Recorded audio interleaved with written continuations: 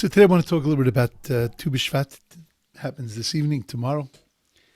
And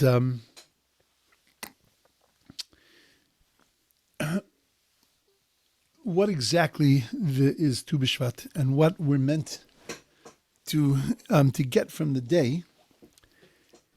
Somebody said to me this morning, Chag Sameach for tomorrow. I just thought a little funny, but it's good.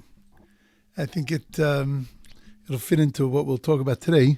The preamble to today's shir is really in a podcast.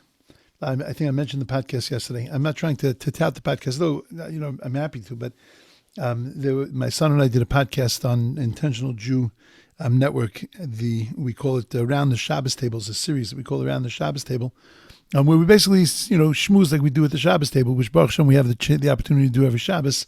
But we take ideas and we deconstruct them and then rebuild them. And I think that we, in a very different way than I'm going to do today, we dealt with really the very core essence of what Tu Bishvat is. I think that's a great preamble. If you have an opportunity to listen, that's a great preamble to today's shir. So what do we know about Tu Bishvat? I apologize from the beginning if I keep calling it Tu Bishvat, Tisha B'Av, because as soon as I say the Tu, my lips go automatically to that direction. So what do we know about Tu Bishvat? So the truth is, if we had the time and I would ask everybody, so I would get New Year for trees. It's the time when we plant trees in Israel. It's the JNF holiday. It's I'll get a series of answers like that. Well, and I don't want to poke a hole in that. I did that in the podcast. I don't need to do that now. But I don't want to poke a hole in it. But I want to pare it down to really what I think the essence of the day is. The truth is that where do we look when we want to know what something is? So we look in the Torah. There's nothing in the Torah about Tu Bishvat. There's nothing in the Torah about Tu Bishvat. So we turn to the oral Torah, and the oral Torah, the Mishnah and the Gemara, talks about that there are Arba Rosh Hashanahs. There are 4 Rosh Hashanah. There are 4 beginnings of the year. One of those beginnings of the year is a machlokes between Beisham and Bisul as to whether it's on the 1st of the month or whether it's on the 15th of the month. Either way, it's either the beginning or the middle of the month is the time that's called the Rosh Hashanah for Ilanos. But what does it mean, the Rosh Hashanah for Ilanos? Our commentaries tell us, Rashi among them, that it is and really that we get this from the Gemara, that when the Gemara asks my timer, what's the reason that is the day, is because it's the day of accounting. It's the day where the fiscal year, so to speak, for Meiser, for tithes, changes. And that anything that was growing before this date belongs to last year's crop. Anything that's growing from this date belongs to next year's crop. The Torah obligates us to take off Meiser, take off Trumas and Meisers, and to deliver them to the Kohen and to the Levi, and to figure out 10% of our crops. Now, you have to have a cutoff date in order to be able to figure out what your crop is, and therefore the cutoff date that was accepted was the 15th of Shvat, and that's what it is in the Talmud. That's what the import of the day is. That the import of the day is that it's the day where the accounting year changes for the issues of Meiser and the issues of Truma and a few other issues in Jewish law. And that's it. That's the beginning and end of it. Now, when we look in the Shulchan Aruch and the Code of Jewish Law, the only mention that we have of Tu Bishvat is that it's a day that we don't say Tachanun. There's a section of our davening, penitential prayers, where we, after our Shmona Esrei, we fall on our faces and we say to God, we express our remorse at the transgressions that we've done and of the downslide of our spiritual lives. And we do this every single day. On days of joy, we don't do it. On Chanukah, on Purim, on biblical holidays, of course, we don't do it. And our rabbis say that the custom is on Tu Bishvat not to say Tachanun. Well, if that's the case, that is already an indication that Tu Bishvat is a day of joy. Because the fact that we don't say Tachanun means that it's a day of joy, and therefore there is some joy, some simcha in Tu Bishvat. Well, based on what I told you, what Tu Bishvat is, it's that it's the day of the accounting and the day of the changing of the accounting.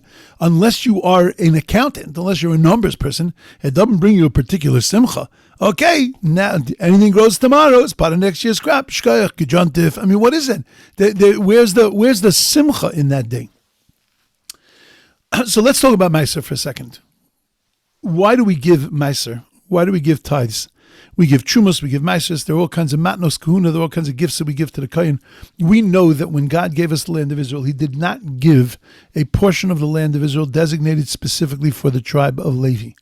The tribe of Levi comprises both the Kohanim and the Leviim. Aaron, from Aaron's line came the Kohanim. From Moshe's line came the Leviim.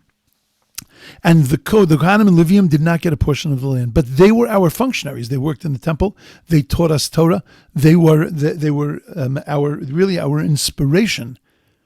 And how were they going to be supported if they didn't have a land? If they couldn't get involved in agriculture? And therefore, the Torah created a system that we have to provide for them with our crops. And we have to take care of them. And the system is a very precise system. There is a cutoff day as to when you start making those calculations. You have to make the calculations not out of estimation, but you actually have to make mathematical calculations. You can get away with estimation, but it's better to calculate and to know exactly what the 10% is that you have to give to the Levi. The Levi has to make a calculation of 10% of how much what he just received. He now has to take a portion of that, and he has to give that to the Kohen. The Truma that we have to give, which is either 1/40th, 1/50th, 1/60th of our crop. It could start at the smallest amount, but the general is 140, 150, or 1/60th. That has to be calculated. We have to do math on that. There is twice inside of a 6-year cycle, we take a second tithe, which we bring up to Jerusalem, and we eat it in Jerusalem. So we take 10% of our crops, what's left after we give to the Kohen and to the Levi. We then take 10% and we bring that to Yerushalayim, and we eat it in Yerushalayim. And if it's too much, then we turn it into money. We bring the money up to Yerushalayim, and then we give that. We use that money to buy food for ourselves and our family. That is in the first and the second, the fourth and the fifth year of the 6-year cycle. In the third year and in the 6th year, we take that very same money that we usually take and bring up to Jerusalem. We take that money, we give it to the poor. It's called Maaser Ani. It's the poor man's tithe. And one could wonder, why don't we give a poor man's tithe every year? So I think that the reason why the first 2 years of the cycle go to you, the third year goes to the poor people, is because we need to be trained to give. It's not so simple to give. It's not so simple to take 10% of what you own and to give that away. We're worried that I don't have enough. I won't have enough for myself. I won't have enough to take care of my family, and it's very difficult to give it away. So we get ourselves used to, in year number 1, we take it out of one pocket, and then we transfer it over into the other pocket. In other words, we take it, we separate it, then we bring it up to Yerushalayim, and we eat it ourselves. We can't eat it at home. It's prohibited to eat at home. It has to be eaten in Yerushalayim, but we've now gotten used to, we've now learned how to take something away out of normal circulation. Okay, it gets put back into our circulation, but in a different kind of way.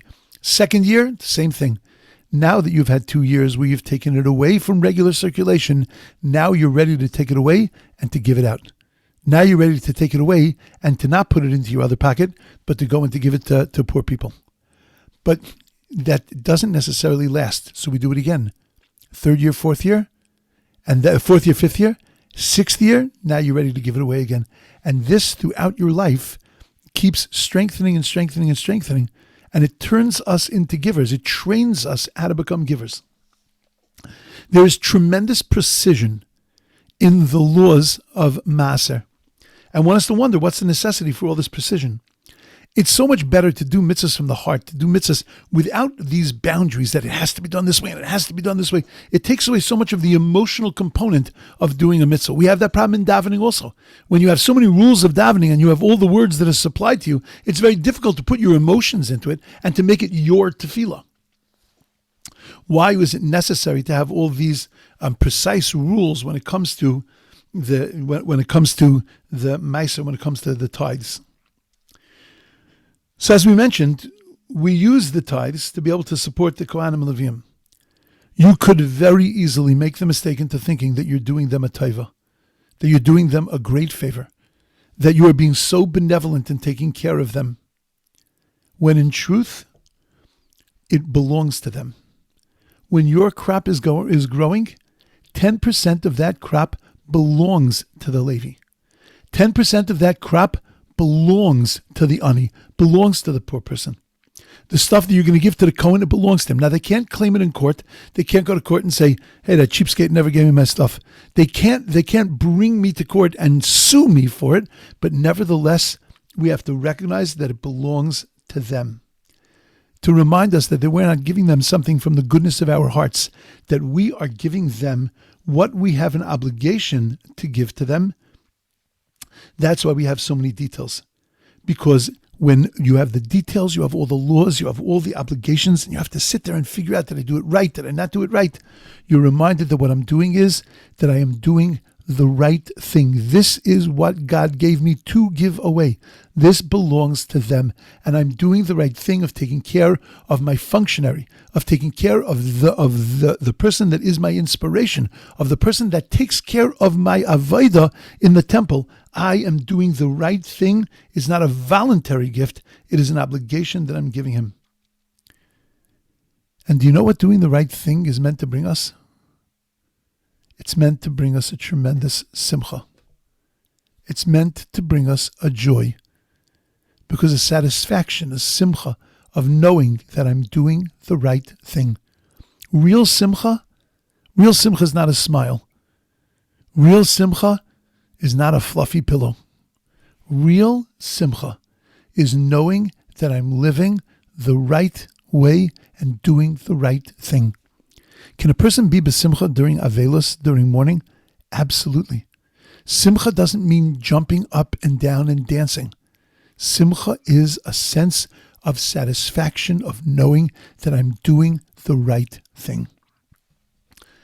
On Tu Bishvat, when the day changes and the cycle of the year changes, and now it becomes next year, and I'm focused on the details of my meiser, the details of my tithes, and I know that with all this precision and all these rules and all these laws, I'm doing the right thing, that brings me simcha.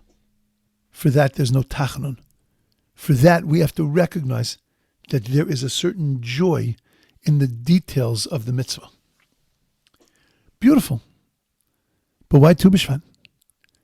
Any day could have been chosen. April 15th would have been a good day. Maybe God looked into the future and saw that would be maybe a bad day. So, because that's, American tax day. So maybe that's not a good idea. Pick a different one. But any day could have been chosen. Why Dafka Tu Bishvat? What does Tu Bishvat itself represent? The day is the day of the transition from one year to the other. That's why it's called Rosh Hashanah Lilanos. But why Dafka on Tu Bishvat does that happen? So rabbis tell us that because Rov Gishmei Hashana, because most of the rains of the year have already come down by Tu Bishvat.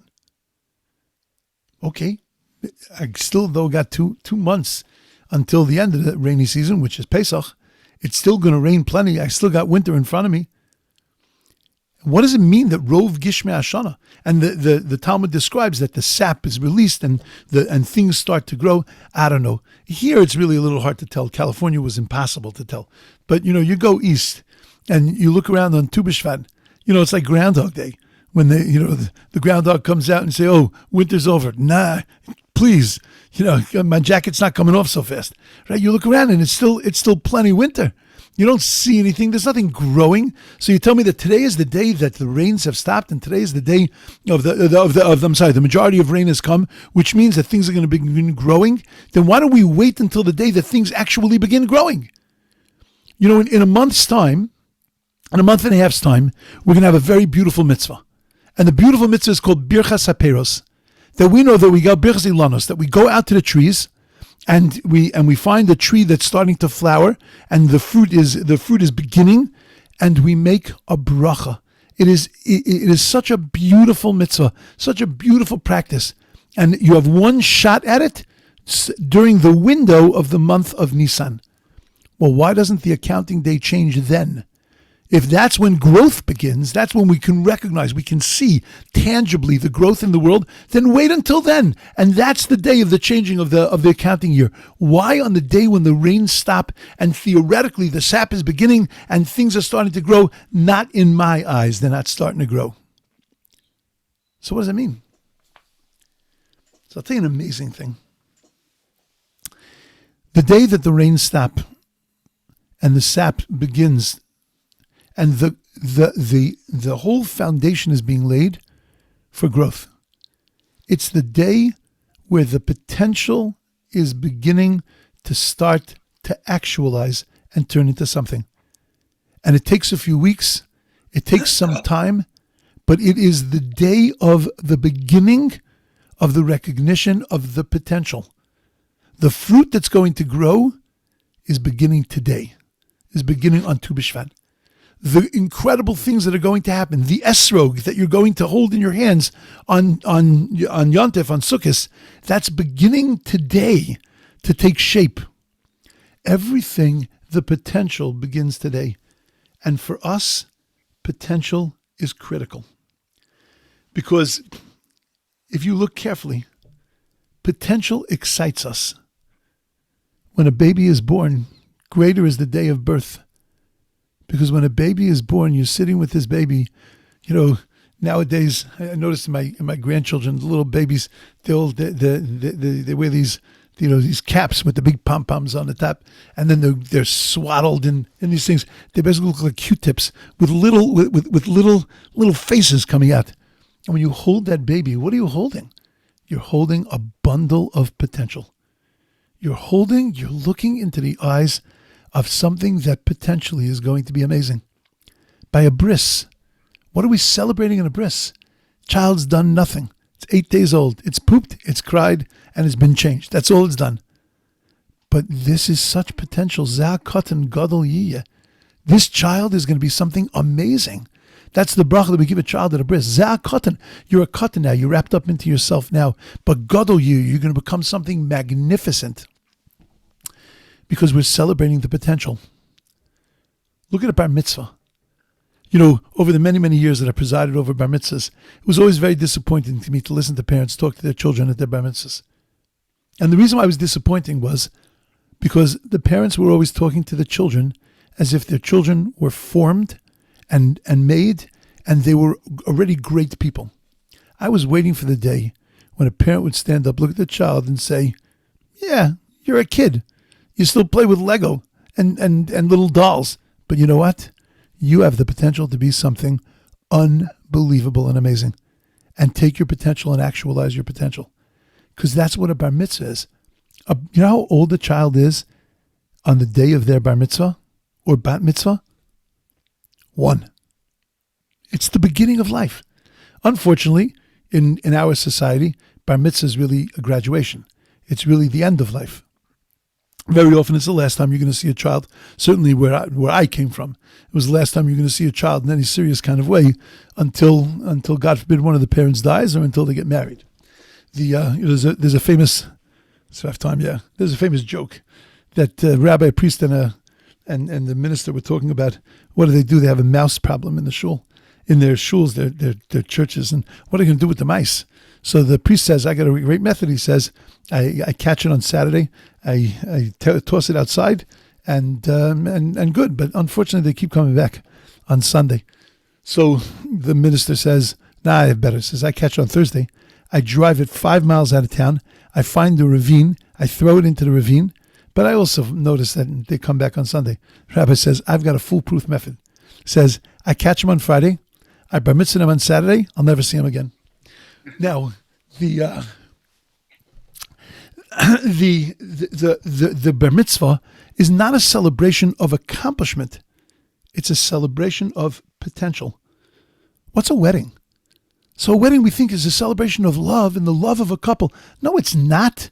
Even if they've been together for a long time, they have not experienced the joys of marriage and the difficulties of marriage and the challenge of marriage. They haven't experienced any of that. It's the beginning of a potential This bias could be a Neman B'Yisrael. It could be, it might be, it will be, but we're only going to see that in the future. The day of a marriage is the day of the beginning of taking that potential and turning it into something. Rosh Hashanah. Rosh Hashanah is the beginning of the year. It's the beginning of the potential. Simchas Torah is the completion of the Torah, but it's not just the completion of the Torah. It's also the celebration of the beginning of the Torah again. It's the day of the beginning of potential.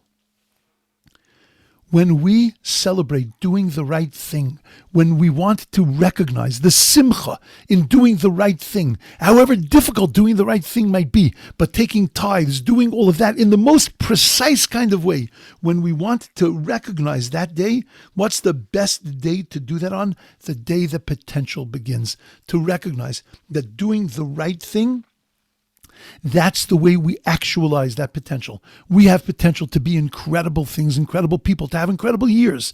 But that's only if we live the right kind of way. We take that joy of living the right kind of way, we put it on the day that potential begins, and that now becomes the day to recognize that we can actually become something. And the tree becomes an incredible metaphor for us. The fruit becomes an incredible metaphor. Because what is a piece of fruit? A piece of fruit 6 months ago, 9 months ago, a few weeks ago was nothing. It was nothing more than just potential. It was potential sitting inside of a trunk of a tree. And look at what's happened. Look at how it's risen. Look at how it's grown through, and it's become something amazing. And that's why it's the day that we have a custom to eat peiros, to eat fruits, because it's a day where we see with our eyes, we make a bracha on the actualization of potential. Where is that place for us to take our potential and recognize that it has to be done in the right kind of way? Where is the place for us to in the most profound way to reach our potentials? That's in the land that God gave us. That's in Eretz Yisrael. And therefore, we have a custom, many have a custom, to eat peiros Eretz Yisrael, to eat the fruits that the land of Israel was praised for.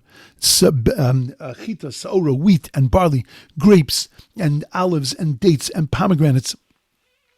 We eat them, we have a custom to eat them to remind us that where is the place that we can actualize our potential?